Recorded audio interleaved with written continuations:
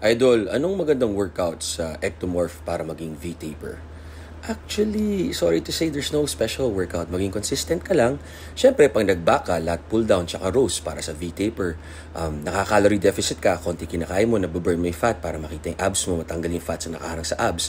Tsaka para nakapag-stomach vacuum ka para V-taper, tas shoulders. So basically, mag-workout ka lang consistently ng normal workout, normal calorie deficit, high protein, moderate carbs, low fat. Yun lang. Tapos it takes time. Huwag natin madaliin. Walang special. Pag may nagbenta sa inyo ng mga special program o gamot, magtaka ka na. Kasi ano lang talaga, hard work and discipline. Kahit yung mga gamot, di ko na nga nire-recommend unless may budget kayo. Kasi lahat yan dapat kinukuha sa totoong pagkain, sa whole foods. Yung mga tao noong 1940s, ang papayat, ang sexy kasi walang fast food niluluto nila. Walang special ingredients or additives na nakakasama or poison sa katawan natin. Tama kayo, mali ako, I'm not your doctor. Do what works for you. Kanya-kanya tayong genetics. So, pansinin nyo, may taong pinanganak, V-taper na agad. May tao na diretso lang kasi ganun talaga genetics niya.